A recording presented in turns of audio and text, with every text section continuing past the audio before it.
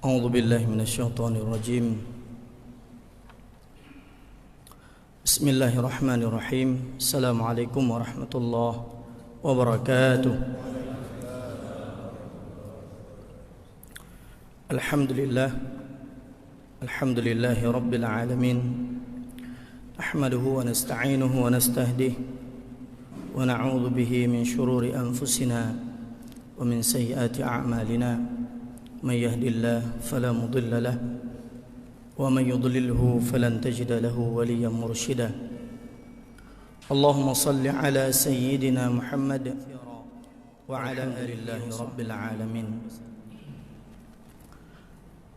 Hadirin sidang jamaah salat subuh atau jamaah gerakan pemuda subuh yang dimuliakan oleh Allah, ta'zim takrim kepada pengurus Masjid Jami' Lancang Garam Kota Luk Sumawe serta panitia pembangunan, dan kepada pengurus gerakan pemuda subuh, dan kepada seluruh guru-guru kami yang dimuliakan oleh Allah Subhanahu wa ta'ala. Ketika datang perintah hijrah kepada orang-orang yang sudah beriman di Mekah untuk mereka berangkat ke Yathrib, mempertahankan akidah mereka, mengorbankan jiwa mereka, mengorbankan harta mereka.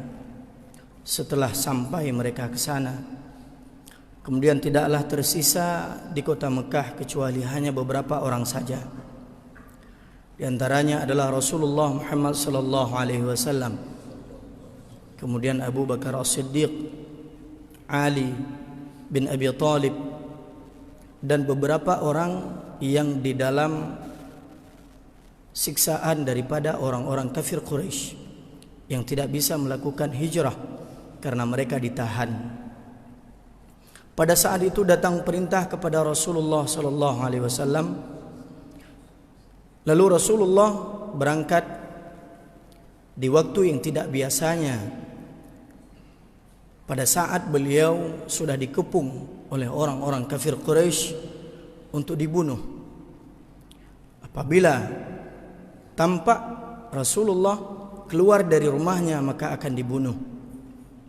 Kan tetapi kekuasaan Allah Subhanahu wa ta'ala yang diriwayatkan dalam beberapa hadis, dengan genggaman debu yang ada pada tangan Rasulullah, gesipruk diatuh oleh urung-urung kafir Quraisy yang ingin membunuhnya, sehingga mereka terlelap, mereka tidak mengetahui apa-apa. Rasulullah berangkat ke rumah Abu Bakar As-Siddiq dengan menutup kepala. Kemudian beliau mengetuk pintu rumah daripada sahabat beliau Abu Bakar.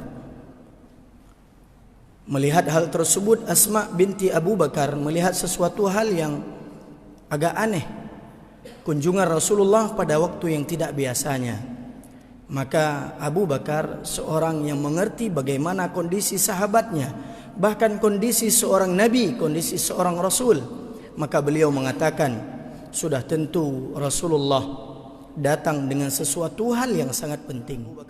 Kemudian Rasulullah mengatakan, wahai Abu Bakar, aku sudah diizinkan untuk berhijrah. Maka Abu Bakar dapat memahami bahwasanya permintaannya adalah temani aku untuk berhijrah ke Yathrib. Keluarlah mereka dari pintu belakang, pintu yang kecil dari rumah Abu Bakar As-Siddiq.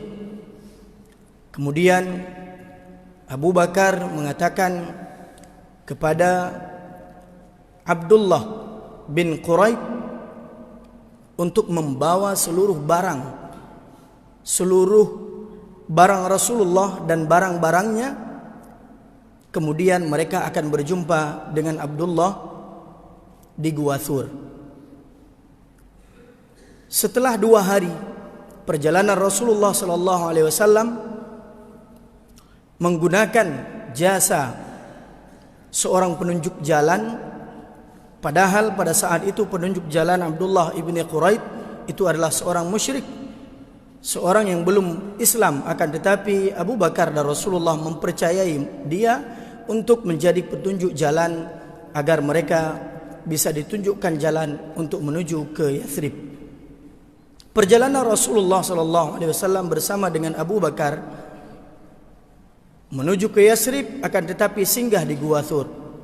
Pada saat itu yang terlibat adalah Asma bintu Abu Bakar, anak daripada sahabat Abu Bakar As-Siddiq, yang bertugas untuk membawa makanan kepada mereka berdua. Kemudian yang kedua, Abdullah bin Abu Bakar juga memiliki tugas untuk memberikan kabar dari Mekah kepada Rasulullah dan Abu Bakar, sehingga mereka tahu bagaimana persiapan yang harus mereka ambil untuk keluar ke Madinah. Kemudian yang ketiga, Amir bin Abu Fuhairah, yang merupakan seorang yang ahli. Dia mengembala kambing, kemudian dia menghapus jejak kaki daripada Rasulullah dan Abu Bakar As-Siddiq, sehingga ketika masuk dan sampai ke Gua Thur, Abu Bakar, seorang sahabat yang sangat setia, mengatakan kepada Rasulullah, "Sebentar wahai Rasulullah, biar aku yang masuk terlebih dahulu. Aku melihat, aku cek apakah ada sesuatu yang membahayakan, atau ada sesuatu yang dapat membuat kita diketahui oleh orang-orang yang sedang mengejar kita." Masuklah Abu Bakar, kemudian dia melihat sebuah lubang, dan lubang itu ditakutkan akan keluar binatang-binatang berbisa. Kemudian ditutuplah dengan hal yang bisa ditutup oleh Abu Bakar. Lalu Rasulullah dipersilahkan masuk ke dalam gua tersebut. Allah berfirman dan mengabadikan perjuangan dua orang ini, Rasulullah dan Abu Bakar As-Siddiq, dalam Al-Quran surat At-Taubah ayat ke-40. "Illa tansuruh faqad nasarahu Allah idh akhrajahu alladhina kafaru ثاني اثنين إذ هما في الغار إذ قال لصاحبه لا تحزن إن الله معنا وأيده الله بنصره بجنود لم تروه." Maka pada saat itu Allah mengatakan, seandainya kalian tidak mau membela dan memperjuangkan Islam, membela Muhammad sallallahu alaihi wasallam, maka kami telah membelanya, kami telah membuat dia menang. Ketika mereka berdua di dalam gua, kemudian seorang mengatakan kepada sahabatnya, "Idz qala li sahibihi la tahzan, jangan engkau bersedih, innallaha ma'ana." Ini diabadikan oleh Allah Subhanahu wa taala, menunjukkan bagaimana pentingnya sebuah perjuangan yang didukung oleh sahabat yang sama-sama beriman kepada Allah Subhanahu wa taala untuk mempertahankan akidah, untuk mempertahankan jalan dakwah.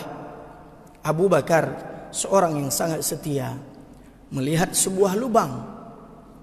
Kemudian lubang itu, agar tidak keluar binatang berbisa yang sudah tersikap, kemudian beliau menutup dengan kakinya. Tiba-tiba dalam beberapa riwayat beliau tersengat oleh binatang yang berbisa. Apakah itu kalajengking? Wallahu alam, di dalam beberapa riwayat yang berbeda. Kemudian beliau menahan sakitnya sengatan tersebut agar tidak mengganggu Rasulullah yang sedang istirahat di atas pangkuan beliau. Kesakitan yang tidak dapat ditahan oleh Abu Bakar, sehingga beliau menahannya, dan air matanya pun keluar dan meneteskan, berada tepat di pipi Rasulullah sallallahu alaihi wasallam. Rasulullah terbangun, kemudian menanyakan kepada Abu Bakar, "Wahai Abu Bakar, apa yang terjadi? Kenapa engkau menangis?" "Tidak wahai Rasul, mungkin aku tersengat sebuah binatang, seekor binatang yang berbisa ketika aku menutup lubang ini." Kemudian Rasulullah sallallahu alaihi wasallam mengambil air ludahnya, dan menempatkan di tempat yang disengat oleh binatang tersebut, dan Abu Bakar pun sembuh. Pada saat itu gua pun sudah dikepung oleh orang-orang kafir Quraisy yang sedang mengejar mereka.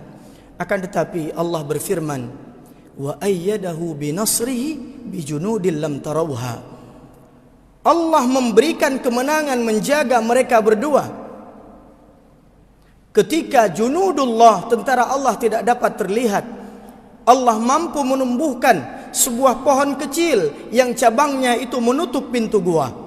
Kemudian mendatangkan 2 ekor merpati, kemudian dia bertelur di depan gua tersebut. Kemudian mendatangkan seekor laba-laba dan membuat sarang di depan gua tersebut.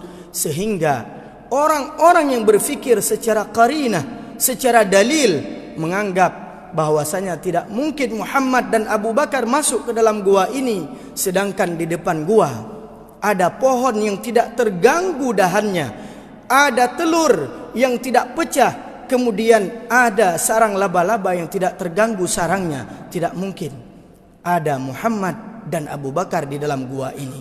Padahal Abu Bakar mengatakan kepada Rasulullah, "Ya Rasulullah, kepala kita tepat di kaki mereka. Seandainya salah seorang mereka melihat ke arah kaki mereka, sungguh, wahai Rasulullah, mereka akan mendapatkan kita." Yang ditakutkan oleh Abu Bakar bukan kematian. Yang ditakutkan oleh Abu Bakar adalah berhentinya dakwah ketika terbunuhnya Rasulullah sallallahu alaihi wasallam. Sehingga Rasulullah mengatakan, "Wahai Abu Bakar, la tahzan, jangan bersedih. Innallaha ma'ana, Allah bersama kita. Apabila kamu melihat kita hanya berdua di sini, maka ketahuilah yang ketiga di antara kita adalah Allah Subhanahu wa taala." Hadirin yang dimuliakan oleh Allah, setelah 3 hari di Gua Thur, Rasulullah sallallahu alaihi wasallam dan Abu Bakar As-Siddiq kembali berjumpa dengan Abdullah bin Quraid dengan membawa 2 kendaraan untuk mereka tunggangi melanjutkan perjalanan ke Yasrib. Di tengah perjalanan mereka, ternyata beliau dikejar oleh seseorang kafir Quraisy yang bernama Suraqah bin Malik. Dari kejauhan dia melihat Rasulullah dan Abu Bakar. Pada saat dia melihat Rasulullah dan Abu Bakar mengetahui ada orang yang mengejarnya dan dia mengenal orang tersebut. Kemudian Rasulullah kembali dan terus membacakan ayat Al-Quran, melantunkan Al-Quran, sehingga Suraqah itu sudah dekat dengan Abu Bakar. Pada saat semakin dekat, Abu Bakar takut, kemudian memberitahukan kepada Rasulullah, "Ya Rasulullah, sesungguhnya di belakang kita adalah Suraqah bin Malik yang akan menjumpai kita." Kemudian Rasulullah berdoa keburukan terhadap Suraqah tersebut, sehingga terjerembablah kudanya, kaki kudanya, sehingga dia tidak dapat mengejar Rasulullah sallallahu alaihi wasallam. Setelah dia terlepas daripada masalah yang dia hadapi, kemudian dia kembali mendekati Rasulullah dan Abu Bakar. Kemudian dia mengatakan, "Wahai Muhammad, wahai Abu Bakar, aku tahu sesungguhnya tadi yang aku alami atas doa daripada kalian berdua. Maka doakanlah kebaikan kepada aku, dan aku tidak akan memberitahukan apapun yang aku lihat pada hari ini. Padahal yang dijanjikan kepada orang yang mendapatkan Abu Bakar dan Rasulullah Muhammad sallallahu alaihi wasallam, siapa yang bisa membawa mereka berdua hidup atau mati, jazaknya, hadiahnya adalah 100 ekor unta." Itu yang diiming-imingkan oleh orang-orang jahiliyah, oleh orang-orang kafir Quraisy, musuh Allah. Akan tetapi Suraqah pada saat itu melihat Rasulullah sallallahu alaihi wasallam, dengan doa Rasulullah terbaliklah hatinya, sehingga dia mengatakan, "Doakanlah kepadaku sebuah kebaikan." Kemudian Rasulullah mendoakan kebaikan kepadanya, sehingga beliau berkata, "Sesuatu yang tidak dapat dilihat kecuali daripada wahyu Allah Subhanahu wa taala. Wahai Suraqah, suatu saat engkau akan mengenakan sebuah baju kebesaran dari Kaisar Romawi dan sebuah mahkota dari kekaisaran Romawi. Dan ini terjadi setelah Rasulullah sallallahu alaihi wasallam wafat. Pada masa Khalifah Umar bin Khattab, datang seorang raja yang ditaklukkan oleh Umar bin Khattab, membawa mahkota, membawa baju kebesarannya. Lalu baju dan mahkota itu dipakaikan kepada Suraqah bin Malik yang sudah beragama Islam, dan dia masuk ke dalam agama dan mengakui kenabian Muhammad sallallahu alaihi wasallam. Rasulullah pun melanjutkan perjalanan sehingga beliau mendapatkan sebuah kemah, yaitu kemah Ummu Ma'bad. Pada kemah itu Rasulullah merasa bahwasanya beliau perlu istirahat dan beliau meminta izin kepada Ummu Ma'bad. Pada saat itu ada seekor kambing, di mana kambing tersebut pada musim panceklik, badannya kurus, dia tidak memiliki susu yang banyak. Akan tetapi kambing tersebut diizinkan oleh Ummu Ma'bad diberikan kepada Rasulullah.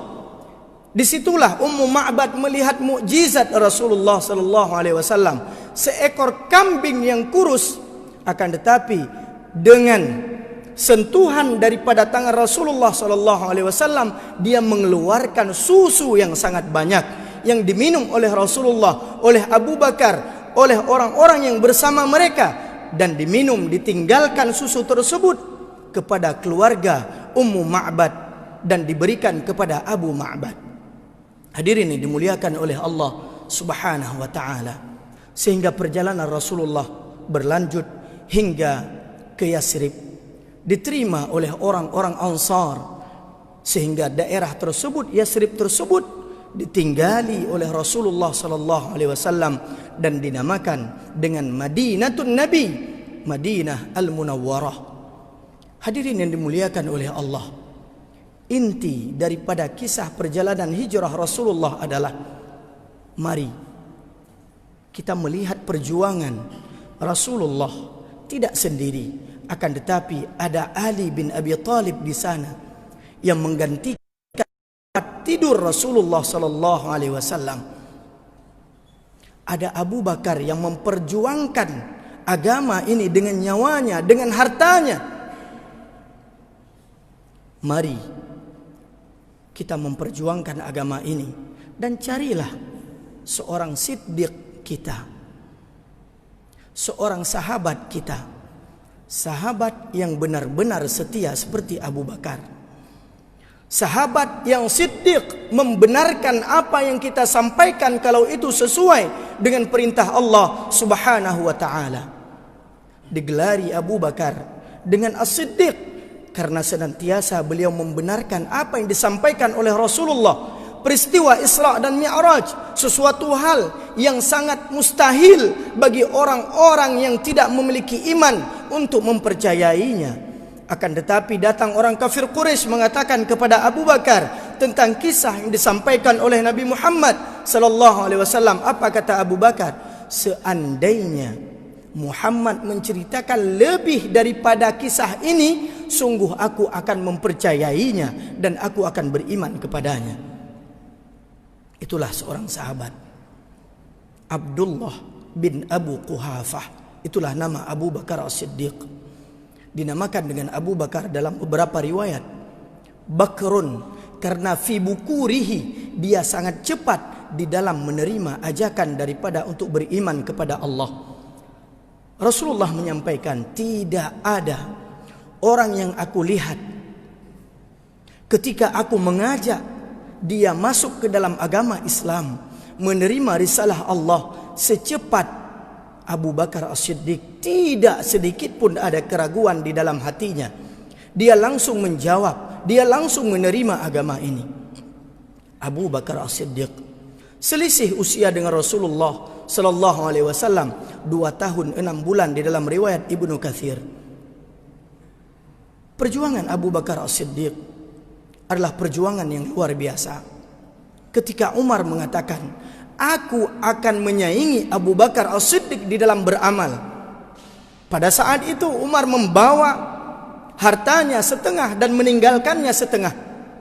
Kemudian dia mempersembahkan kepada Rasulullah. Rasulullah menanyakan, wahai Umar, apa yang engkau tinggalkan untuk keluargamu? Bimithlihi ya Rasulullah, sama seperti yang aku bawa ini ya Rasulullah. Datanglah Abu Bakar dengan seluruh hartanya. Kemudian Rasulullah menanyakan kepada Abu Bakar, "Ya Abu Bakar, apa yang engkau tinggalkan untuk keluargamu?" "Aku meninggalkan Allah dan Rasulnya." Dia tidak meninggalkan harta sedikit pun untuk keluarganya. Semua beliau bawa untuk dijadikan sebagai bahan berjihad di jalan Allah Subhanahu wa ta'ala. Abu Bakar As-Siddiq adalah orang yang dipuji oleh Rasulullah karena keimanannya. Dalam sebuah hadis beliau mengatakan, seandainya ditimbang keimanan Abu Bakar dengan keimanan salah seorang daripada, pernah ada orang yang menyamai tingkat keimanan daripada Abu Bakar As-Siddiq. Seandainya aku bisa memilih seseorang untuk dijadikan khalil, dijadikan sahabat, dan itu atas izin daripada Allah Subhanahu wa ta'ala, maka aku akan memilih Abu Bakar sebagai sahabatku satu-satunya. Akan tetapi sahabat itu adalah di dalam keimanan. Aku bersahabat dengannya dengan keimanan dan karena Allah Subhanahu wa ta'ala.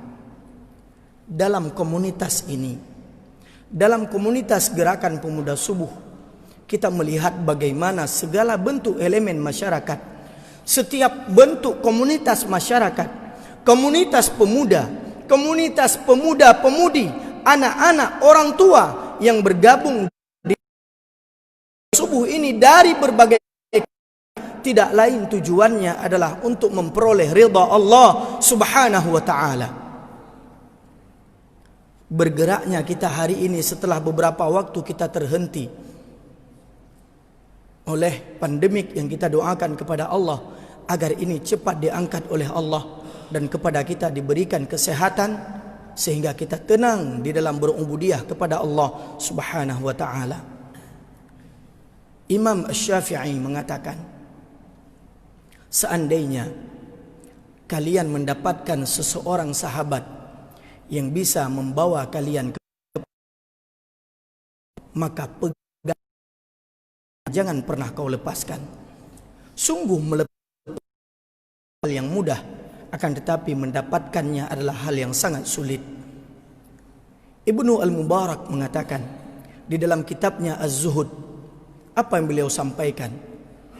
Seseorang pemuda, seseorang sahabat ketika dia masuk ke dalam syurga Allah nantinya, dia akan mencari sahabatnya. Dia akan mencari sahabatnya di dalam saf salat. Dia akan mencari sahabatnya yang biasa kami berbuka puasa bersama. Di mana fulan yang senantiasa kami beribadah bersama. Allah mengatakan dia ada di dalam neraka. Keluarlah engkau, ambillah dia, keluarkan dia dari neraka, masukkan dia ke dalam syurgaku, kata Allah Subhanahu wa ta'ala. Imam Ibnu Al-Jauzi pernah berdoa kepada Allah dan mengajak dan menyampaikan kepada sahabat-sahabatnya apa yang beliau sampaikan. Ya Allah, wahai sahabat-sahabatku, seandainya suatu hari nantinya kalian berada di dalam syurga, ketika kalian menoleh ke kiri, kalian menoleh ke kanan, kalian melihat di depan dan di belakang, kalian tidak mendapatkanku, pada saat itu berdoalah kepada Allah. Ya Allah, sesungguhnya si Fulan bin Fulan adalah orang yang senantiasa mengajakku kepada kebaikan, senantiasa mengajakku kepada sholat, senantiasa mengajakku untuk berpuasa, senantiasa mengajakku kepada ibadah dan mendekatkan diriku kepadamu. Ya Allah, ya Allah, dia tidak ada di dalam syurga.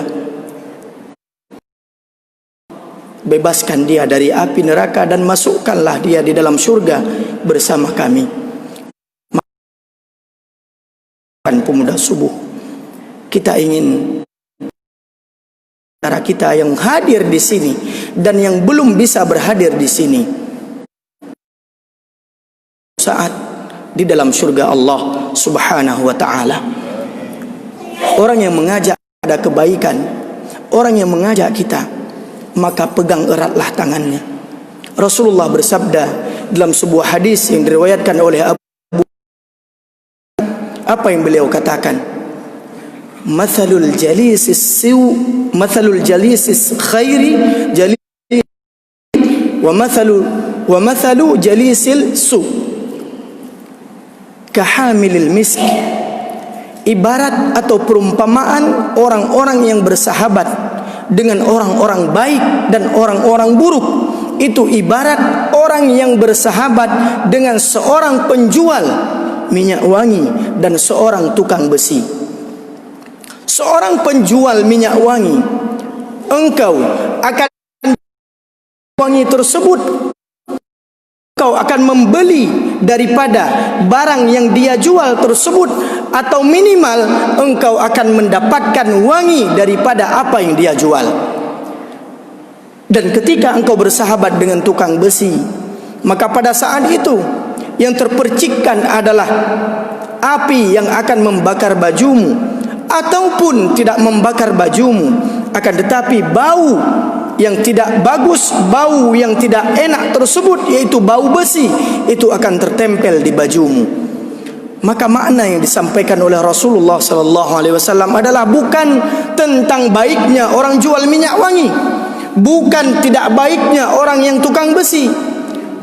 Belanya tanya tajak tak mengkat minyak wangi karena kagak pegah dalam hadis urang mengkat minyak wangi gad urang tukang besi tidak baik sehingga hanale urang pegak parang. Maknanya adalah bersama siapa, dengan siapa kita bersahabat, maka kita akan terpengaruh dengan apa yang dilakukan oleh orang tersebut. Maka sebuah pepatah Arab mengatakan, idza sa'alta 'anil mar'i, apabila engkau menanyakan tentang seseorang, fas'al 'an qarinihi, maka tanyakan itu kepada sahabatnya, kepada orang terdekatnya. Tanyakan kepada dia, dia mengetahui apapun yang kita lakukan, dia mengetahui apa yang kita suka, dia mengetahui apa yang kita benci, dia mengenal siapa sahabat kita, dia mengenal siapa musuh kita, dan dia senantiasa mengajak kita kepada kebaikan. Itulah seorang sahabat. Seorang sahabat yang digambarkan oleh Abu Bakar As-Siddiq di dalam bersahabat dengan Rasulullah sallallahu alaihi wasallam. Perjuangan Abu Bakar As-Siddiq luar biasa. Maka carilah As-Siddiq kita masing-masing di dalam komunitas ini. Carilah As-Siddiq kita yang belum bergabung dengan komunitas ini. Ajaklah mereka untuk senantiasa bergabung dengan komunitas-komunitas atau syiar yang mengagungkan agama Allah. Syiar muhibbah subuh, syiar puasa Senin dan Kamis, syiar-syiar yang lain di mana kita bisa melakukan kebajikan dan mendekatkan diri kepada Allah Subhanahu wa taala. Abu Bakar adalah seorang yang dapat kita jadikan teladan, di mana seorang sahabat akan berkorban demi sahabatnya, mengorbankan dirinya, mengorbankan keluarganya, mengorbankan hartanya demi mewujudkan apa yang kita cita-citakan, demi tegaknya agama Allah Subhanahu wa taala. Maka hadirin yang dimuliakan oleh Allah, kita mengajak kepada seluruh jamaah, guru-guru kami, mari kita perkuat. Karena hal yang pertama yang dilakukan oleh Rasulullah ketika sampai ke Madinah adalah at-ta'akhi bainal muhajirin wal ansar. Beliau mempersaudarakan antara seorang muhajirin dan ansar. Mereka saling mewarisi, mereka saling berbagi, dan bahkan sampai ke tingkat mereka memberikan apa yang mereka miliki daripada harta mereka kepada orang yang sudah dipersaudarakan dengan mereka. Maka persaudaraan inilah yang membuat Islam, persaudaraan inilah yang membuat kita itu teguh di dalam agama Allah. Jangan sampai perbedaan pendapat kita dengan sahabat kita ini merenggangkan hubungan kita. Kita tidak akan sama di dalam pendapat, walaupun sama di dalam pendapatan. kita tidak akan sama di dalam pemikiran. Terkadang ada satu hal yang berbeda, ada kekurangan di antara sahabat-sahabat kita. Maka terimalah kekurangan tersebut sebagaimana kita menerima kelebihan mereka. Maka carilah sahabat, perkuatkanlah persaudaraan dengan Allah, atas nama Allah Subhanahu wa taala. Lillah, bukan li'illah. Karena Allah, bukan karena sebab. Jangan seperti Imam Syafi'i mengatakan, in qalla mali fala khillun yusahibuni. Apabila sedikit hartaku, tidak ada orang yang mau bersahabat denganku. Wa in zada mali fa kullun nasu khullani. Akan tetapi apabila banyak hartaku, maka seluruh orang akan bersahabat denganku. Munya tengah gedanya tengah menang tender, gedanya tengah lepeng, mungkin seluruh orang akan bersahabat dengan kita. Kita sedang berkuasa, kita memiliki kekuasaan, seluruh orang akan dekat dengan kita. Maka itu bukan sebuah persahabatan. Persahabatan yang hakiki adalah alladzi yubkika, yaitu yang membuatmu menangis mengingat apa yang telah engkau lakukan daripada dosa, daripada kemaksiatan. Itulah seorang sahabat. Yang membuat kita tertawa itu banyak, yang membuat kita senang itu banyak. Selama kita bisa memberikan apa yang diinginkan oleh mereka, mereka akan tertawa, membuat kita tersenyum, membuat kita ceria. Tetapi sedikit yang membuat kita menangis mengingat apa yang sudah kita lakukan dalam kemaksiatan kita terhadap Allah Subhanahu wa ta'ala. Maka terimalah sahabat kita. Karena seseorang yang ingin bersahabat dengan seseorang yang tidak memiliki kekurangan, sungguh dia tidak akan mendapatkan seorang sahabat pun. Man talaba akhan bila aibin sara bila akhin. Barang siapa yang ingin mencari seorang sahabat, seorang pasangan hidup, bahkan mencari seorang istri yang tidak memiliki pasangan, maka dia tetap tidak akan memilikinya.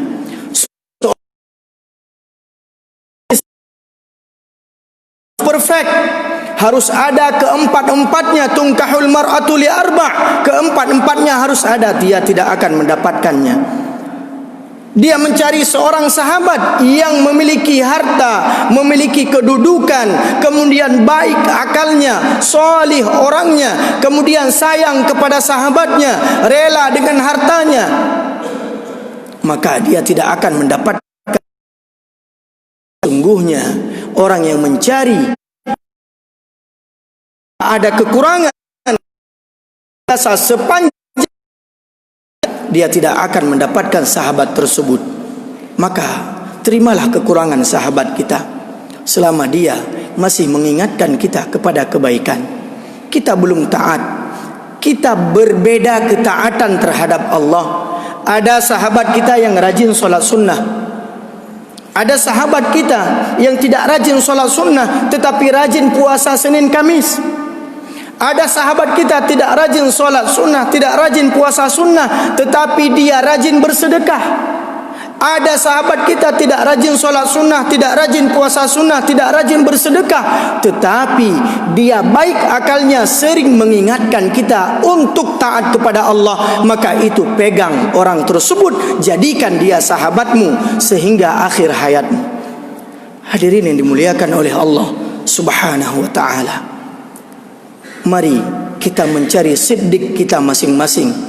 Ajak untuk bergabung di dalam komunitas kita. Dakwahlah.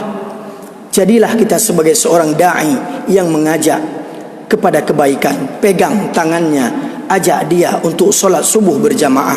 Pegang tangannya, ajak dia untuk solat fardu 5 waktu secara berjamaah. Tidak mampu, minimal kita sudah mengingatkan. Itulah tugas seorang sahabat, mengajak kepada kebaikan, hakimi kepada orang yang belum taat terhadap Allah. Oh, kamu tidak mau solat, kamu fasik. Oh, kamu tidak mau solat, kamu kafir. Oh, kamu tidak mau fulan, kamu tidak solat berjamaah, kamu ini bukan seorang muslim yang baik. Itu adalah tugas seorang hakim, sedangkan tugas kita adalah da'i, da'a yad'u. Kita tugasnya adalah mengajak, bukan menghakimi. Maka itulah tugas kita bersama. Mari kita meramaikan saf-saf salat. Kita ramaikan salat jamaah kita, salat subuh berjamaah, baik itu pada Sabtu, pada hari Minggu. Ingat, tetap dengan protokol kesehatan.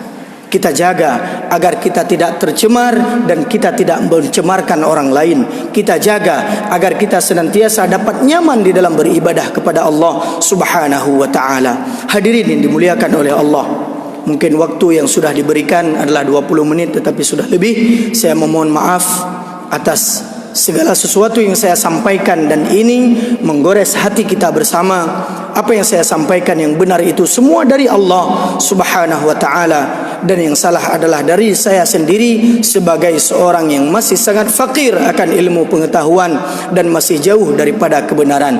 Hadirin yang dimuliakan oleh Allah Subhanahu wa taala, inilah yang dapat saya sampaikan. Mudah-mudahan bermanfaat bagi saya sendiri dan bagi kita semua, untuk senantiasa kita mengambil seseorang untuk kita jadikan sahabat untuk menuju kepada hidayah Allah, kepada jalan Allah Subhanahu wa taala. Mudah-mudahan seorang sahabat senantiasa kita dapatkan, senantiasa bersama dan membersamai kita kepada jalan Allah Subhanahu wa taala, dan kita bersama-sama semua yang ada di dalam shaf ini dan yang belum ada di dalam shaf ini, kita akan berjumpa di dalam surga Allah Subhanahu wa taala. Amin amin ya rabbal alamin. Astaghfirukum katsiran, astaghfirullahal azim li wa lakum, billahi taufiq wa hidayah. Subhanakallahumma wa bihamdika, asyhadu an la ilaha illa anta, astaghfiruka wa atubu ilaika. Assalamu alaikum warahmatullahi wabarakatuh.